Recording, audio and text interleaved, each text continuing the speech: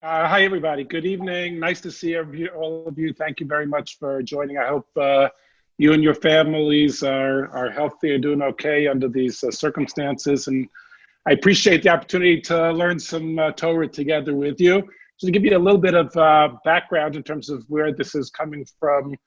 For me, obviously, this is Hilchot Corona, so it's relevant to the context. But when we had decided a couple of weeks back that to set up a couple of sessions to study together, I had a particular interest in spending some time learning two collections of tshuvot. There have been a number of collections of responsa that have been put out over the course of these past 2 months by different rabbanim gdolim, and two of them in particular that I just spent some time reading through and wanted, kind of looking forward to the opportunity to learn it together. One, Rav Usher Weiss, who is one of the Gdolim and publishes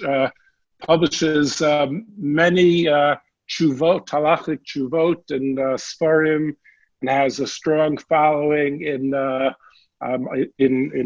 modern Orthodox and the Yeshivish community, and he published around 40 plus tshuvot on various sheilot that had been presented to him over the course of this period of time. And Rav Hershel Schachter from Yeshiva University has also been publishing tshuvot on a regular basis over the course of these months, and they've been compiled and are adding to them over the course of the weeks. And it was of kind of real interest to see if just in reading them through and seeing what kinds of patterns you could see in terms of how halacha was being established, how the circumstances were being responded to. And in a certain sense, I guess there are two broader issues I wanted to raise. One, that both of them have to do with kind of the meta halacha and philosophy of halacha, if you will. The first is that we normally, when it comes to halachic practice, are kind of used to what we're used to. We have the rabbis that we follow and the habits that we have formed, and Shabbos is whatever Shabbos is, and davening is what davening is, and we've kind of developed certain kinds of routines. And what happens in a circumstance like this is that because we are in such an extreme setting at this point, there's a need to respond to the range of circumstances that have come up. And it is possible, kind of the inquiry was, would we find what would it look like in terms of seeing or being able to identify a little bit of the halachic process? How does a posek take into consideration when responding to various sheilot? And sometimes it's hard to decipher. It's always hard to decipher because there's so much that goes into it in the background. And in a certain sense, the difference between the setting that we're in now and the decisions that needed to be made in comparison to what it is that we're used to in some of these cases, because the question was, would you find something that would say, oh, I can kind of get a little bit of a glimpse into a posek's mind at work, if you will. Now, I understand, I just kind of want to qualify that in a 30-minute reading of a couple of entries of Rav Schechter's tshuvot and Rav Asher Weiss's tshuvot, we're not making a claim of something broad to be able to kind of understand all the ins and outs of every shaila. But I think that we do see something about the way that the Piskei Halakha being thought about, and it's, I think, of interest in that regard, and that's in kind of the philosophy of halacha that I think we might be able to take back. That God willing, we should be able to, become healthy and get back to normal. The extreme can perhaps shed light and deepen our understanding of the way that halacha is established under usual circumstances. That's kind of a first idea and a reason to kind of pay attention to these things. Second, and part of, I guess, the first broadest idea is that when questions come up during challenging times, there are a couple of different kind of broad responses that a person can have. And we're going to talk a little bit about the Zoom Seder question that had come up, but people can have kind of gut reactions to that, which is, of course, it should be okay. And that's based on some kind of humanistic, this makes sense to me, we should be able to connect. There are other people, another kind of natural response might be, well, it doesn't matter whether it feels okay or not. The question is, what does the halakha say? And that's all it should be, and that's what you should follow. And if it's something that's in between, which is, well, sometimes I might have said A, but during these circumstances I say B, that kind of raises a question. If the halakha can shift, why can't it always shift? Like, why is it, how can something be one way at one time and a different way at a different time? And so in both of, in kind of that broader perspective, the idea of understanding both the local questions that were raised, some of the questions that were raised, can shed light on how to understand the halachic process in general. So what I'd like to do is I'm going to share screen. I'll try to go back and forth a little bit between sharing screen and, hold on one second. Just make sure I'm on the right one. And so what I want to, as background, basically share just two guiding principles that are perhaps familiar. One is quite famous. One is used often, which is the Tosefta Masechet Shabbos, which drives as a broad value. These first two are just to share a kind of guiding principles in terms of the establishing of halakha in circumstances like this. If there's anything that strikes us about the corona circumstance, it's that it's a matter of pikuach nefesh, and there are people's lives who are in danger. And the Tosefta Masechet Shabbos quotes the pasuk that we would have read in shul a couple of weeks ago, and we paid attention to in our own Shabbos reviewing the parsha. It says regarding Shabbos, and it's applied generally, nitnu mitzvot Yisrael ela lechyot behem. That when Hashem gave us mitzvot in order to live by the mitzvot, as the pasuk says, "Asher yaseh otam ha'adam v'chai bahem," and Chazal understood v'lo sheyamut bahem, that the mitzvot are given for us to live by and not to die by. Ein kol davar omed b'fnei pikuach nefesh chutz me'avodah zara, gilui arayot u'shfichut damim. There are three things for which we must give up our lives, but otherwise, in general, and obviously this is a broad and detailed sugya, but as a guiding principle, Judaism is life-oriented, and because Judaism is life-oriented, chai bahem, that plays out on a daily basis, but in these extreme circumstances, that much more.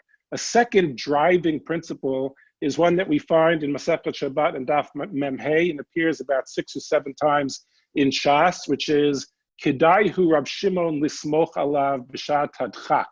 B'shat hadchak, hadchak would literally translate into repressive, oppressive, extreme circumstance. A shat hadchak is a category that poskim refer to all the time in terms of understanding what the right response is to a particular circumstance. That there might be a halacha where we follow the row, we follow the majority under most circumstances, but when it's a shat hadchak, when circumstances are in the extreme, so Rabbi Shimon, in this case of the Gemara, and the numerous places where those are listed, where the Gemara refers to that, it says that Rab Shimon, Kedaihu Rab Shimon, Lismoch alav b'shas hadchak, that you can rely on a minority opinion when it is necessary. The Gemara is specifically referring to Shas, to Rab Shimon's view, but that is actually expanded out.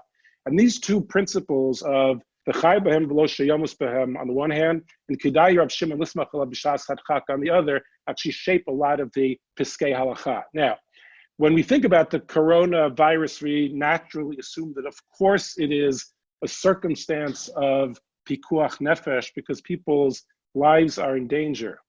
And yet, when you think about a lot of the questions that come up, they actually are not directly related to the pikuach nefesh or danger circumstance. There is a question about whether it is okay to have a Kriyat HaMegillah over Zoom. Is not a pikuach nefesh kind of question. It is about how to manage Jewish life under these circumstances. One of the questions that we're going to pay attention to is that there were couples who had planned to get married during this spring season, and their weddings are not able to happen. You can't get a minyan together, and we always have large weddings. What to do with the simcha is actually one thing, but it's also a question as to whether it's appropriate to get married under those. Can you get married without a minyan? That's not a question of pikuach nefesh, and yet it is a circumstance of extreme, unusual times. And so the question is, how do you manage some of those halachot? The truth is that even the pikuach nefesh category is not so clear once you start drilling down a little bit practically. How do you actually figure out how to apply it? For example, someone asked Rav Usher Weiss about driving around a yishuv on Shabbos in order to make an announcement to make sure that people were staying inside in a way that was going to be safe. If we're just thinking about that, is that a case of pikuach nefesh or not? Well, actually, how do you define pikuach nefesh? What's the level of danger that creates a circumstance of pikuach nefesh? I mean, to give an example, kind of trite, I guess, in a certain degree, every time we drive a car, there is a possibility that something can go wrong. We don't consider that pikuach nefesh. So there is some kind of statistical analysis that is, okay, this is what is going to be defined as pikuach nefesh. This is how we kind of set it up. So in the third source of Usher Weiss says, like, well, how do we define exactly what pikuach nefesh is in a precise kind of fashion? Because if we think about it, and if any of this is, if I'm not being clear, you're invited to just jump in and ask, please, just to make sure that it's kind of explaining the category in a clear kind of way. But the question that he's raising is interesting to consider. Our gut is, of course, these circumstances are pikuach nefesh, but actually a lot of the things that come up in a daily kind of way, it's not about putting our lives in danger. The degree to which it is, it's like, can you go to the supermarket, or is that also putting one's life in danger? How do you, well, maybe I shouldn't be able to go to the store if I am allowed to, how do you balance that out?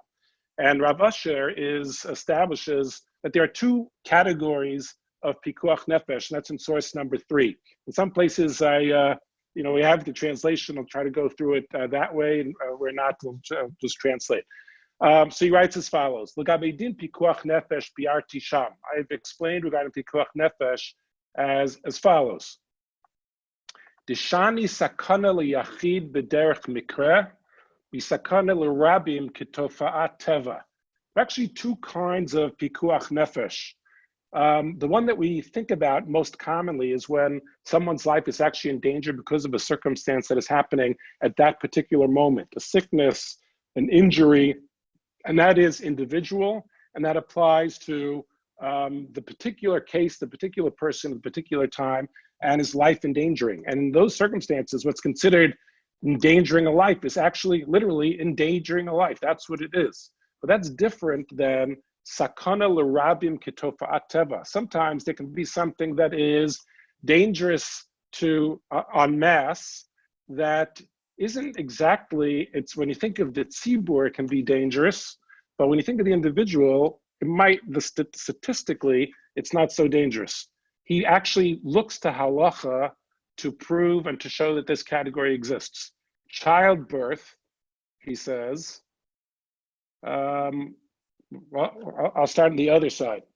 If something is a 1,000 to 1 chance that something might go wrong, and I don't know exactly the statistics on driving cars and things like that, but if something is 1,000 to 1 chance that something will go wrong, we actually don't consider that to be pikuach nefesh. And on line number 2, in that paragraph, the Magen Avraham is explicit. He says, She'echad katav Magen Avraham, she'echad me'elef lahavi b'chlal pikuach nefesh lidchot et haShabbat. If something is 1,000 to 1 chance that something's going to go wrong, that's not considered pikuach nefesh. But he says, well, what about childbirth? Childbirth is basically safe, but we're mechal Shabbos for childbirth.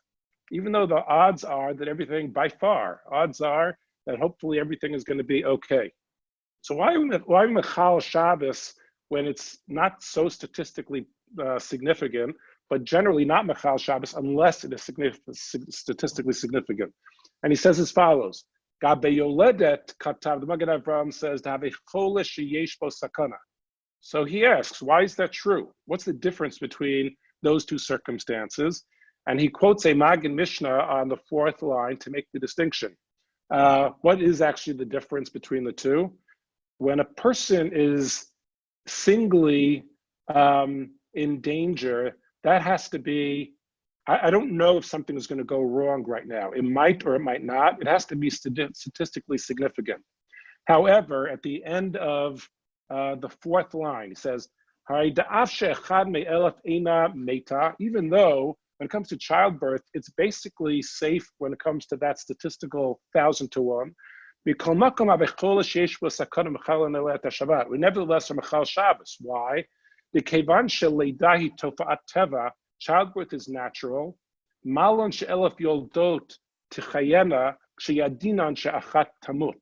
What we know is that the reality is that people are going to die. When there's a circumstance, so in that individual circumstance, there's a question, is this so dangerous or not? But when it comes to a natural circumstance, that is what's called a sakana l'rabim, because we know that there are people who die during childbirth. And therefore, it's not about this individual person, it is about the fact that it's a danger in general. You have to do whatever we can to save that person. So first thing I want to just say is that Rabbi is koveya, that the difference in this instance is that when you think about something like the pandemic that we are in the middle of, it is not exactly a question of each circumstance, is it considered a sakana, but that we are in general in a situation of sakana, and a sakana l'rabim actually comes out, has to be considered as a broad sakana. So given that that's the case, so on the one hand, we find that there are there is this concern about the security and safety of individuals, and so there's a lot of leniency in terms of people making sure to take care of themselves. And the question of whether it was okay to drive around on Shabbos, he said, if you can find someone who is not obligated in Shabbos to do that, then that would be better. But there is this idea of being mema'et b'isurim if you can. Even by a yoledet, if you can do it with a shinui, you're supposed to try to do that with a shinui. But in a circumstance where you need to kind of make sure, but if you can't do that, then you have to take care of it and make sure that it is done properly. Okay, so basically what we have is, what I'd like to do next is kind of go to a number of different she'elot that are dealing with questions that are actually not about pikuach nefesh. They're questions that are about quality of life. And if I would jump to the punchline at the end, just you're going to see through these, I find that that the combination of consideration of particular circumstances, meaning, and I'm not, there can be people on this, in this room here who have different kind of think differently about the way that halakha should work or shouldn't work in terms of the particular decisions at the end of the day. Some people might ask Rav Schechter their questions here. Some people might not ask Rav Schechter their questions. And I don't want to get stuck on that part of it, because that's not what I think is what I'd like to focus on. What I'd like to focus on is thinking about kind of the calculus that you see taking place in terms of the way that these questions are thought about. in order to say, like, do you just say, well, it seems like it should be okay, not okay, or make it, what are the things that come into play?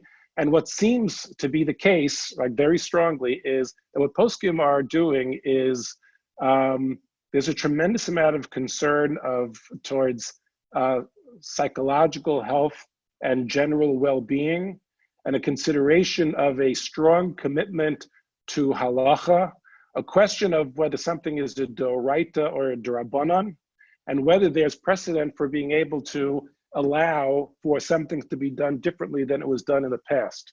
And those are the various levers that are being put into play in order to establish whether what the practical decision should be in a given circumstance. So, as a first example, the question was posed, Harcsztark, somebody is going to get married, their couple is going to get married, and the common practice, of course, again, forgetting about how big the wedding is, but just the fact that you need a minyan for a wedding to happen.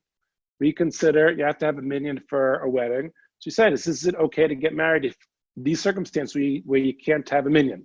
Now, there is a question about whether you can establish a minyan via Zoom. Our communal practice has been that you can't, that we have not, and I should also point out, in just thinking about this, that the unity of psak across the community, not that everybody agreed about every decision, but it actually has been very striking, and I don't know, I feel like it's worth saying out loud and paying attention to, that the degree to which that there's been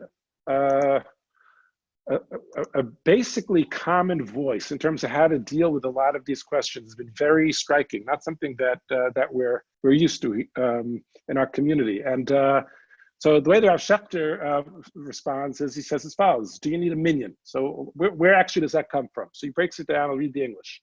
Currently, it's very dangerous to gather in crowds due to the contagiousness of coronavirus. This is one of the early tshuvot that he had written for Pesach.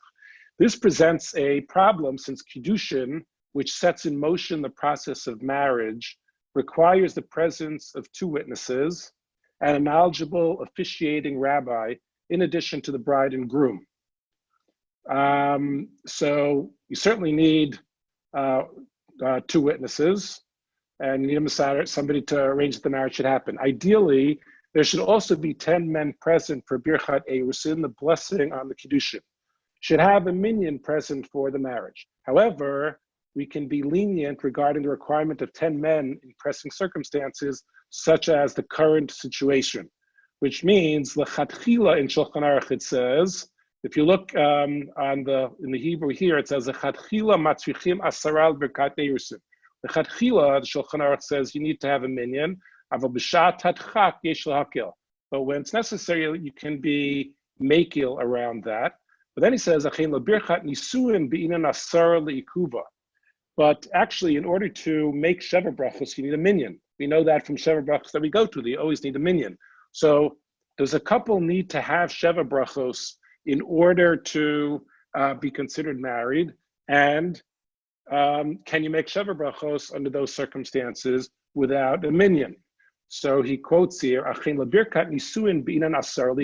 actually paskin that you need a minyan for Sheva Brachos, and so what should you do about, can the couple get married or not?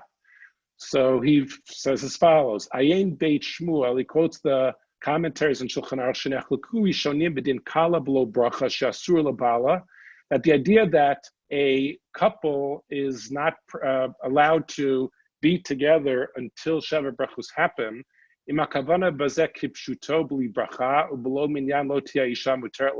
that mean you're actually not married unless you have a minyan? Or does it mean that that's generally the way that we do it, but you can be lenient without? So he says, going to the English on this side, furthermore, the rule is that a bride is forbidden to her groom until the Birchot Nisuin have been recited. And he says, we've shown a debate whether this is meant literally or it means that the bride is forbidden to the groom until she has entered the chuppah with him, even if the Birchot Nisuin were never recited. Meaning, you need Sheva Brachos in order to be considered married. That's a machloket rishonim. So what does he say? It would seem that in the current dangerous situation, it is proper to follow this opinion. As such, The wedding should consist of a badekin, chuppah, yichud, all with less than 10 men present in order to minimize the risk. However, the presence of 2 witnesses is mandatory under all circumstances. Again, if you just think for a second, just to bring back to the text in a moment, but if you just think about the calculus of the levers that are going into the decision making here, basically what he's saying is, we know what we do. What we do is you have a minyan at a wedding. That's what we're supposed to do. It is, and that's what we paskin. It's not hard to imagine a decision that would say, that's what we do, that's what we paskin, the rove is that way, and that's what we should continue to do. It is not a circumstance of pikuach nefesh in this case for the couple to get married. It is a circumstance of tremendous psychological distress to hold off and not allow for that wedding to happen if the couple would like to do so.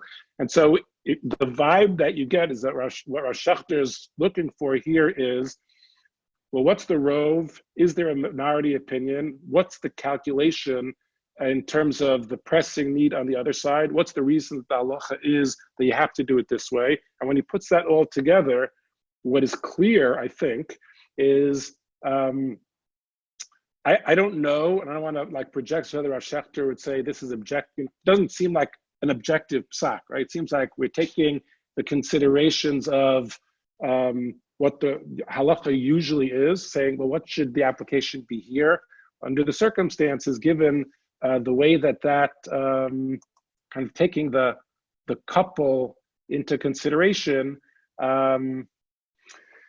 he permits and allows it. I'm sorry, I just saw from, thank you for the question regarding Birchas HaGomel at that. And that's a question that was raised also in terms of making a Birchas HaGomel.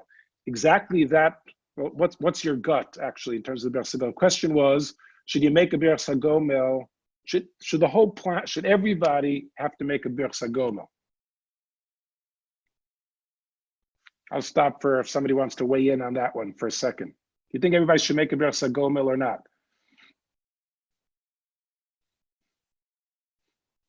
I saw some heads nodding in a certain one direction.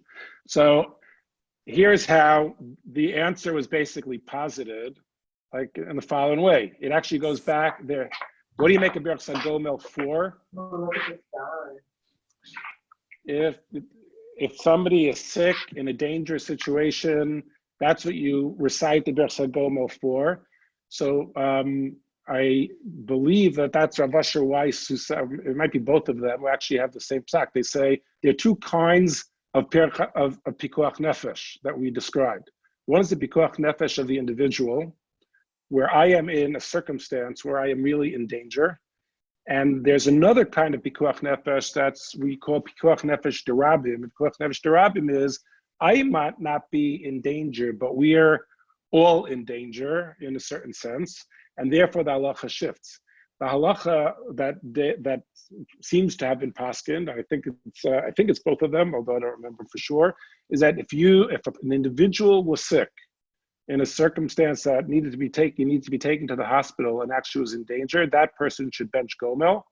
And if not, then not. Again, right now the interest, what I'm sharing with you guys is not so much whether kind of you like that decision or not, as much as you kind of see the way the calculation is actually happening, what are the categories that they're working with. Got only about 10 minutes left. I want to try to go through a couple of other examples. The mikvah has been, I'll come back to the text in a second, but the mikvah has been an enormous issue. Right now, as we speak, Ms. Taubes and Dr. Schwartz are meeting with some SIR alumni and discussing the complexities of women going to the mikvah during this period of COVID in terms of safety, etc., and all that goes with that, and the prohibition against men going to the mikvah because there's no need for that, and all of the discussions. So the question that was raised that I want to focus on is as follows. Women go to the mikvah at night, and that is a strong and clear seif in Shulchan Aruch. The women should go to the mikvah at night. the mikveh is supposed to happen after 7 days, and once 7 days have passed, then you just have to go to the mikveh whenever it is. What's the reason why one has to go to the mikveh at night? Not because mikveh is actually required at night, but the Gemara has a term that it says called srach bita. In order that children should have a sense of the way, if you think about the way that kind of we know what we know when it comes to our practice, it's mimetically kind of absorbed. We're used to it, and it's a tradition. We kind of get used to habits and things like that. So the Gemara's concern was if they wanted people to realize you have to wait until the 7th day was over. So if you go at night, when children grow up and become adults, they'll remember, oh, you're supposed to go to the mikveh at night. So you don't have to worry about somebody making a mistake and going to the mikveh too early on the 7th day.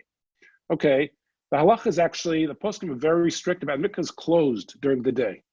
Mikveh is closed during the day. Why? Because, well, going to the mikveh on the 7th day, you're not allowed to do that. Going to the mikveh on the 8th day, you're also not allowed to do that, but for a very different reason. On the 7th day, it doesn't work. On the 8th day, it's because we don't want generations to actually make a mistake.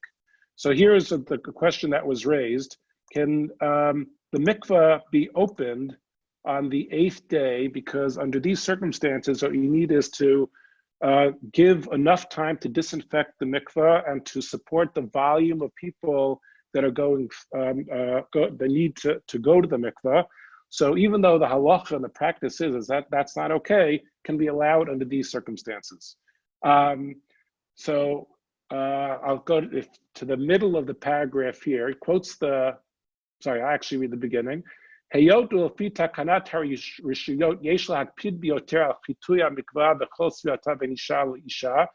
have to make sure the mikveh is clean, you have to make sure that the people will be separate from each other. It's hard to do that in a lot of places. So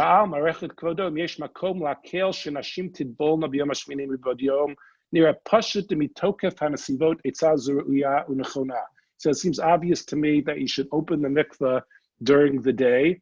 And what's the reason why that's true? Skipping down to here, it says, Hecha de'ika ones, it says in Shulchan Aruch, if there is circumstances beyond someone's control, like danger, pachad ganavim, o shesogrim sharei ha'ir, yechola litbol b'shmini midbod yom, you're allowed to go on the 8th day during the daytime. And then he quotes here a Pitchei Tshuva that says, a mekilin, look at how the language is again the same category. A mekilin ela ba'ones the rabim shall kol b'nei ha'ir. Alo ba'ones the yachid ein lahakel. There are concerns about kind of what are we all going to remember and how is the community actually going to function. There are short-term and long-term concerns. So if an individual has a problem, the halacha actually, that's why the practice has been that the mikveh is closed during the daytime.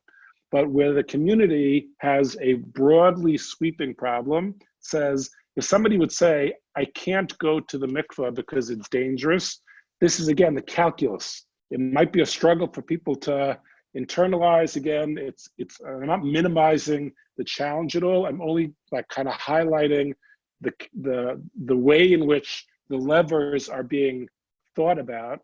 If there's a din d'oraita, they say, I can't uproot a din d'oraisa, I have to work with that. If there's a din d'rabbanan that is a gzeira, that there's a reason for, then, well, what's the need for it? And what's the reason why it was a problem in the first place? And then under those circumstances, in this case, Shafter said, yes, it's okay. You can the women can go to the mikveh under those circumstances, and it is okay. Just to quickly take a third case, which was asked of Usher Weiss. This is about husbands escorting their spouses, a husband and wife going together on Yontif to the hospital when the wife is going to give birth. So the question was, normally that's permitted.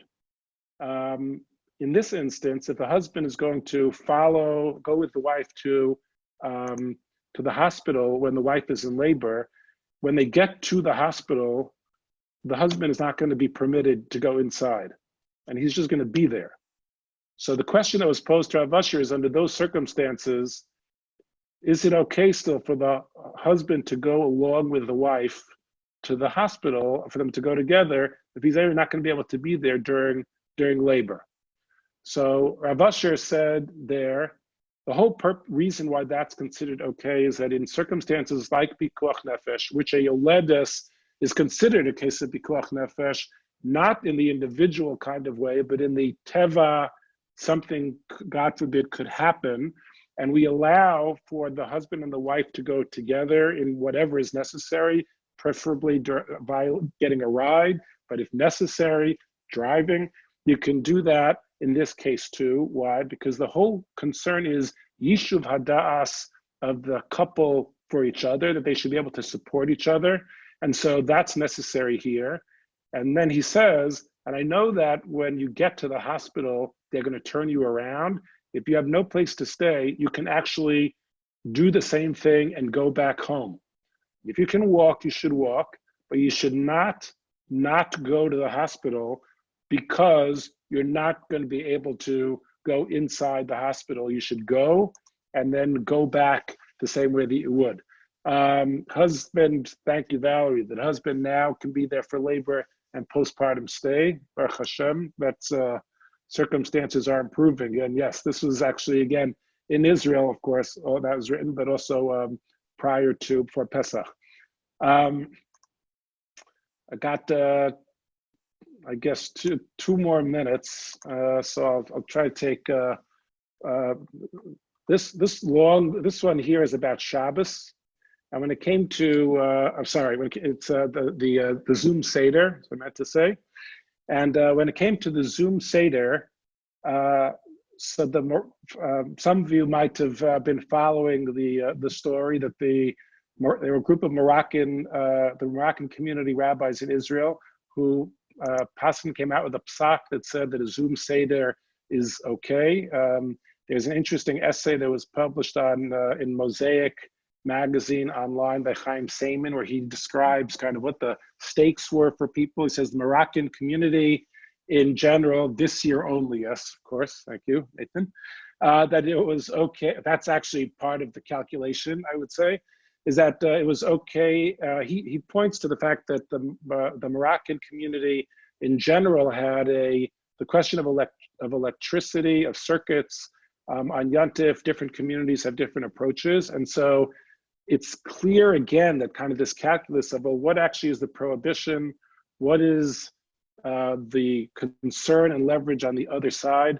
There's also a question of what's the short term, what's the long term impact of making a decision like that. And all of those are playing into the question. So how do you view electricity? Is electricity an Isser D'Rabbanan or is it an Isser D'Oraisa? What's the need on the other side?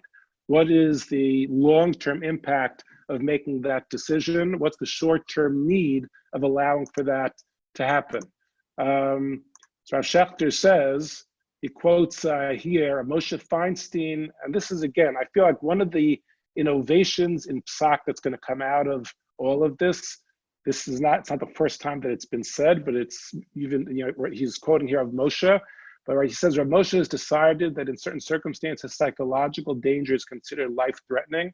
Rav Soloveitchik went further and noted in the name of his grandfather, of Chaim Soloveitchik, that even if there is a concern that someone will lose his or her mind, shigaon is the English translation I don't really like very much, even if their life is not in danger, that too is considered a case of pikuach nefashot. And I think it's just important to think about what's happening here. Bob, I'm going to finish hopefully in 90 seconds. I don't want to keep you. But what is I think very strong in the calculation here is Rav Schechter saying, like, explicitly, mental health is really important and is considered pikuach nefesh. Now, he also says, I didn't read the part on the bottom, but again, you can see the calculation. He says, a telephone, he says, is an Isser D'Rabbanan. He says, I'm not exactly sure what a Zoom, meaning video, is.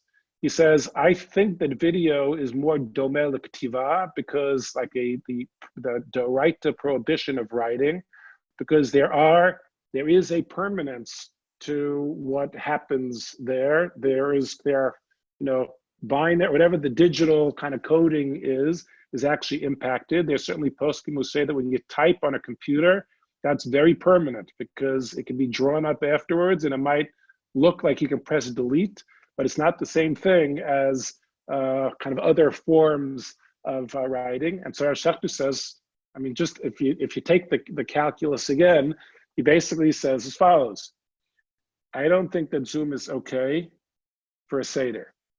I think, though, that if somebody is in danger because of their mental health, then it is okay. I think that if a person is in depression in a way that I don't know for sure if they're in danger, that's also okay to have a Zoom Seder. If not, but you are worried about it, then you should leave a phone on and you should use it, kind of manage that way. But in general, I don't think that that's something that we should be doing. And so again, you see here that I'll end with this. Rav Lichtenstein once wrote an article where he used the term that he called differential psak. We said the psak halacha is not like this is the answer or that's the answer. And it's not a robotic, it's not just straight up law, and it's not a computer input output kind of thing. There are circumstances and levers that come into figuring out what the halacha is. I think that the extreme circumstances that we are in now kind of allow us to get a glimpse into the ways that poskim actually are making decisions that take into consideration values, and I would say especially mental health as a calculation. That's not just about the pikuach nefesh of people whose lives are in danger, but the well-being of the community, the individuals in the community, at the same time that they're also worrying and thinking about, well, what's the long-term impact going to be when we actually, God willing, hopefully soon, come back to our normal routines. So I thank you all very much for joining. Appreciate that, you being here, and it's my pleasure to hand it off to Mr. Goodman.